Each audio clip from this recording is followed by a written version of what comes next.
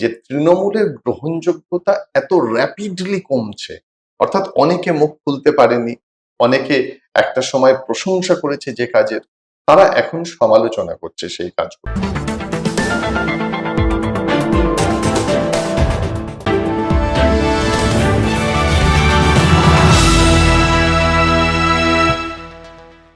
বাংলার গ্রাম শহরের রাজনীতিতে কি বড় পালাবদলের ইঙ্গিত এবার? এই প্রশ্নের বিস্ফোরক বিশ্লেষণ দিলেন বিশ্বজিৎ দাস। তার দাবি, পঞ্চায়েত ও পুর ভোটের সমীকরণ বিধানসভা নির্বাচনের থেকে সম্পূর্ণ আলাদা। এখানে কাজ করে স্থানীয় সংগঠন, ব্যক্তিগত সম্পর্ক, আর সব থেকে গুরুত্বপূর্ণ হলো বুথের শক্তি। একাধিক জেলায় তৃণমূলের ভিত দুর্বল হচ্ছে ধীরে ধীরে। বিজেপি যদি দ্রুত গ্রাম বাংলায় শক্তি বাড়াতে চায়, তাহলে তৃণমূল ছেড়ে আসা নেতাকর্মীদের গুরুত্ব দিতেই হবে, না হলে সেই শক্তির একটা অংশ সিপিএম এর দিকে যেতে পারে। ফলে বাংলার পঞ্চায়েত রাজনীতিতে এবার ত্রিমুখী লড়াইয়ের সম্ভাবনাই প্রবল। টিএমসি এখনো বিপুল নাম্বারে মিউনিসিপাল, পঞ্চায়েত এদেরকে এখনো কন্ট্রোল করছে। আমি আপনার কাছে প্রথম প্রশ্ন বিশ্বজিৎদা, এদের এখন ভবিষ্যৎ কি? এদের কি ডিসলভ করে দেওয়া হবে নাকি আর্লি ইলেকশন হবে? দুটো সম্ভাবনাই আছে।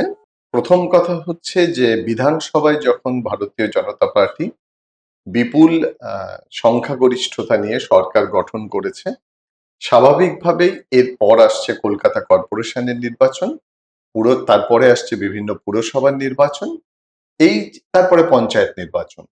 এখনো পর্যন্ত কলকাতা পুরসভা, বিভিন্ন পুরসভা এবং পঞ্চায়েত যেগুলো তৃণমূলের দখলে রয়েছে, দখলে মানে বলা যায় যে তারা গণতান্ত্রিকভাবে নির্বাচিত হয়ে এসছে। কিন্তু সেই যদি আমরা বিধানসভা নির্বাচনের ফলাফল দেখি, ওয়ার্ড ভিত্তিক বা বিভিন্ন ক্ষেত্রে পুরসভা ভিত্তিক, তাহলে সবগুলো ক্ষেত্রেই ভারতীয় জনতা পার্টি এগিয়ে আছে। ভারতীয় জনতা পার্টি তারা সরকারে আসার পর শুভেন্দু অধিকারী যখন মুখ্যমন্ত্রী হিসাবে শপথ নিলেন, তারপর তিনি শুধুমাত্র আর মুখ্যমন্ত্রী কি কি প্রতিশ্রুতি দিয়েছে আর কি কি কার্যকর হবে এমন নয়, এই যে প্রায় 1.5 থেকে 2 সপ্তাহ সরকার চলছে, প্রচুর কাজ হচ্ছে, কাজের গতি এবং সদিচ্ছা এই দুটোই প্রমাণিত হয়েছে। এখন ধরুন যারা বিজেপি করতো না এতদিন বা বিজেপিকে পছন্দ করতো না, সরকার যখন নির্বাচিত হচ্ছে সে তো সবার সরকার, তৃণমূলেরও সরকার, বামেদেরও সরকার, কংগ্রেসেরও সরকার, বিজেপিরও সরকার, কারণ সে জনগণের ভোটে নির্বাচিত হয়ে সরকার গঠন করেছে। এই সরকার জনগণের হয়ে কাজ করছে, একাধিক পদক্ষেপ নিয়েছে যেটা দৃষ্টান্তমূলক। অর্থাৎ এই মুহূর্তে রাজ্যের মানুষ সে যে রাজনৈতিক দল করুক না কেন, সে কিন্তু এই সরকারে আস্থা অর্জন করছে এবং তারা সবাই শুভেন্দু অধিকারীর ফ্যান হয়ে যাচ্ছে তার কাজের জন্য। অনেকে সিনেমার অনিল কাপুরের নায়ক সিনেমার সঙ্গে তার তুলনা করছেন। তাই আগামী দিনে পুরসভা, পঞ্চায়েত এবং কলকাতা পুরসভা এই নির্বাচন হলেও বিপুল ভোটে এগিয়ে থাকা বা জেতা শুধুমাত্র সময়ের অপেক্ষা। পঞ্চায়েতের মিউনিসিপাল নির্বাচন অ্যাসেম্বলি ইলেকশন থেকে আলাদা কিভাবে? এই পঞ্চায়েত বা মিউনিসিপ্যালিটি ইলেকশন, যেগুলোকে আমরা লোকাল সেলফ গভর্নমেন্ট বলি, সেখানে মানুষ বা ব্যক্তি ক্যান্ডিডেট হিসাবে ভোট হয়। অর্থাৎ আর লোকসভার ক্ষেত্রে বা বিধানসভার ক্ষেত্রে ক্যান্ডিডেটের থেকে দল বা প্রতীক অনেক বেশি গুরুত্বপূর্ণ। এই যে নিচু স্তরের বা লোকাল সেলফ গভর্নমেন্ট, প্রান্তিক, অর্থাৎ ডেমোক্রেটাইজেশন হচ্ছে যে গ্রাসরুট লেভেলে, সেখানে যে ভোট হবে, যার কাছে গেলে সব সময় পাওয়া যাবে। এই তৃণমূল জামানায় অনেক ক্ষেত্রে এমন এমন জায়গায় আপনি দেখেছেন যে প্রান্তিক ভাবে কলকাতা কর্পোরেশন বলুন, অন্যান্য কর্পোরেশন বলুন, পঞ্চায়েত বলুন, যেখানে সাধারণভাবে এমন এমন ব্যক্তি জিতেছেন কম সংখ্যায়, কিন্তু সে তৃণমূল কংগ্রেস না হওয়াতেও জিতেছে, এটা সংখ্যাটা কম। কিন্তু এই যে আগামী দিনে নির্বাচন, সেই নির্বাচনে প্রার্থী গুরুত্বপূর্ণ। আর এই প্রার্থী গুরুত্বপূর্ণ হওয়া মানে এই পঞ্চায়েতগুলো বা পুরসভাগুলো, যেগুলো বিরোধীদের মানে এখন যারা সরকারে আছেন ভারতীয় জনতা পার্টি এবং সাধারণ মানুষ দেখেছে যে 2018-র পঞ্চায়েত নির্বাচন কিভাবে হয়েছে, কোনো নমিনেশন জমা দিতে পারেনি এবং হাইকোর্ট পর্যন্ত বলেছিল যে হোয়াটসঅ্যাপে যখন নমিনেশন জমা দেওয়া হবে তখন তার গ্রহণযোগ্যতা বা মান্যতা দেওয়া হবে। সুতরাং এই যে অ্যাকসেপ্টেবিলিটি এবং প্রান্তিক মানুষ, কারণ দু ধরনের নির্বাচন, কিন্তু লোকাল সমস্যা নিয়ে সব সময় যাকে কাছে পাবে সেই প্রার্থীকে ভোট দেবে এবং সেই কারণেই ভারতীয় জনতা পার্টি চাইছে প্রত্যেক অঞ্চলের সমস্যা দেখার জন্য তাদের নির্দিষ্ট রাজনৈতিক ব্যক্তিত্ব থাকবেন এবং সরকার প্রত্যেকটা ক্ষেত্রে ওই অঞ্চল ভিত্তিক পরিষেবা এবং সঠিক পরিষেবা, দল নিরপেক্ষ পরিষেবা দেওয়ার চেষ্টা করছে। তাই আগামী নির্বাচন খুব চ্যালেঞ্জিং, কারণ তৃণমূল কংগ্রেস তার মাটি আঁকড়ে ধরে রাখার চেষ্টা করবে। একটা জিনিস মনে রাখতে হবে যে দুটো দলের ভিতর প্রধানত লড়াই, তৃণমূল কংগ্রেস এবং সেই সঙ্গে সঙ্গে ভারতীয় জনতা পার্টি। একটা লিডার বেসড দল আর একটা ক্যাডার বেসড দল। লিডার বেসড দলে কি হয়, লিডার যখন চলে যায় তখন দলের অস্তিত্ব নিয়ে প্রশ্ন ওঠে। আর ক্যাডার বেসড দল যেখানে, সেখানে নেতার থেকেও কর্মীরা গুরুত্বপূর্ণ। সুতরাং সেইভাবে ভারতীয় জনতা পার্টি এই লোকাল নির্বাচনগুলো কর্মী ভিত্তিক যে নির্বাচন হবে সেখানে অনেকটা এগিয়ে থাকছে। পঞ্চায়েত ও মিউনিসিপ্যাল টিএমসি জেতার সম্ভাবনা কতটা? খুব কম সম্ভাবনা। তার কারণ যখন আমরা দেখেছি যে বিধানসভায় নির্বাচনের একটা ইম্প্যাক্ট পড়বে।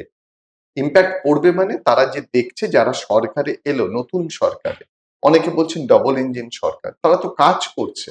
আসলে পঞ্চায়েত বা গ্রাসরুট লেভেলেও মানুষ চেয়েছে কাজ। যে অভিযোগ তৃণমূল কংগ্রেসের বিরুদ্ধে ছিল যে প্রান্তিক স্তরেও কাজ করাতে গেলে টাকা দিতে হয়, দুর্নীতি রয়েছে, একেবারে গ্রাসরুট লেভেলের নেতা বা নেত্রীদের নিয়ন্ত্রণ করতে পারেন শাসক দল। সেই কারণে তৃণমূল কংগ্রেস এমন একটা পরিচ্ছন্ন এখনো পর্যন্ত পরিষেবা দিচ্ছে সরকারের হয়ে, তাই তারা চাইবে যে একেবারে সেখান থেকে তৃণমূল কংগ্রেসকে ঘুরে দাঁড়ানো মুশকিল আছে, অর্থাৎ নিজেদের স্বচ্ছতা প্রমাণ করা, সুশাসন দেওয়া, এইগুলো তারা তো 15 বছর চান্স পেয়েছে। এই 15 বছর পর নতুন করে আগামী 5 বছর 6 বছর অন্য রাজনৈতিক দল বা ভারতীয় জনতা পার্টি যদি চান্স পায় সেটা অনেক গুরুত্বপূর্ণ। তবে এক্ষেত্রে আরেকটা ইম্পর্টেন্ট বিষয় যে অনেক ক্ষেত্রে দেখবেন বিভিন্ন কেন্দ্রে বামেরা কিন্তু আস্তে আস্তে শক্তিশালী হচ্ছে।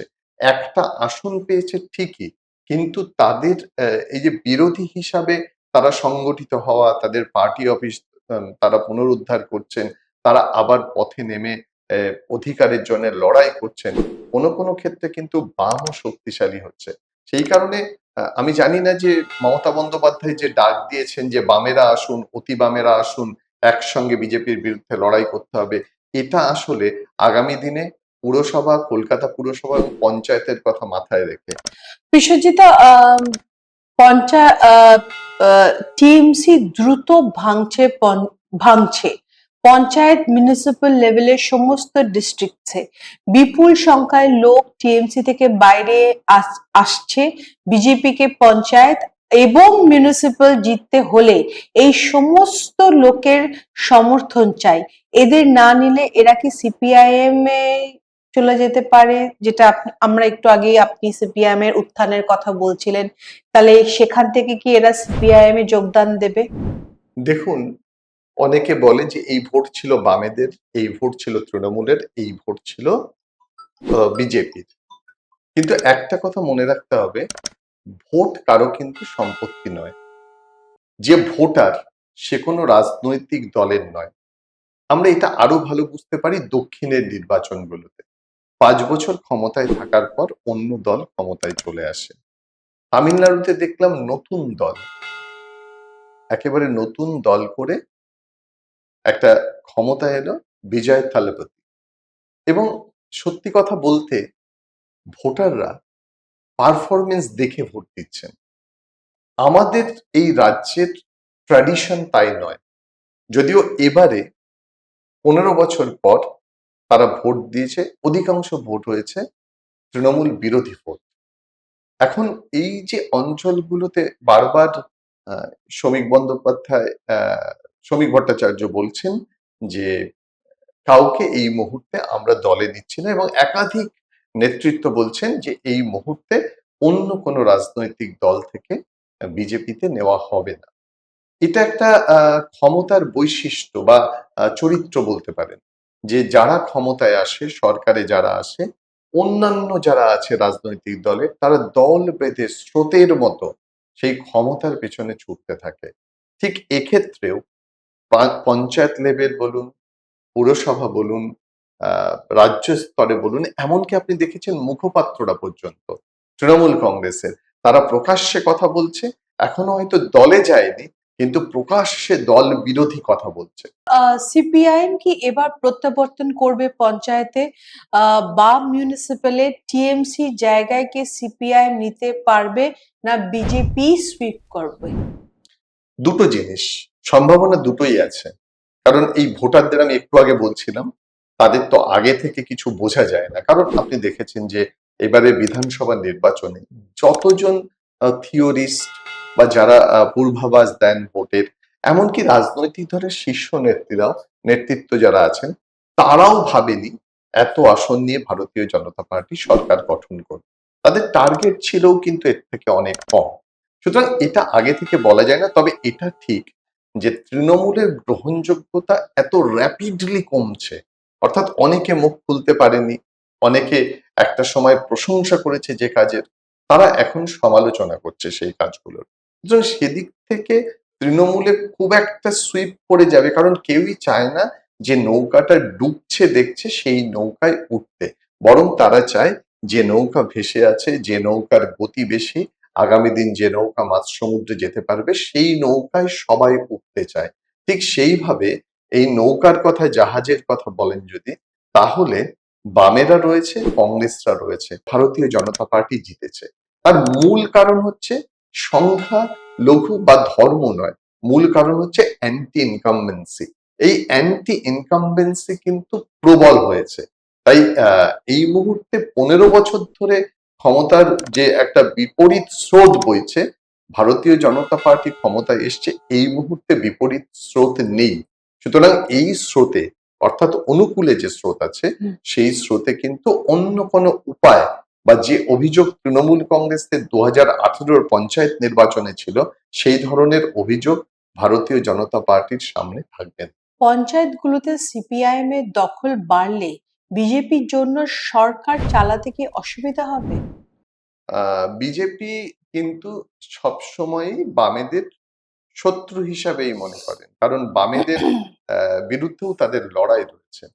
কারণ বারবার বলা হতো যে বামেরাও ভারতীয় জনতা পার্টির শত্রু। কিন্তু একটা সময় অনেকে মনে করেন, অনেক তাত্ত্বিকেরা মনে করেন যে 2019-এ যখন 18টি আসন লোকসভায় পেল ভারতীয় জনতা পার্টি এই রাজ্য থেকে, তখন অনেকের ধারণা বা পরিসংখ্যানের যে বিশ্লেষণ, সেখানে বলছেন যে বামেদের ভোট রামে গেছে। এই যে বামেদের ভোট রামে গেছে, তার মূল কারণ হচ্ছে দুটোই। বামেদের ভোট রামে যাওয়ার কারণে বিপুল সংখ্যক তাদের ভোট পার্সেন্টেজ বেড়েছে, এবং তাদের একমাত্র লক্ষ্য ছিল তৃণমূল কংগ্রেসকে সরিয়ে দেওয়া।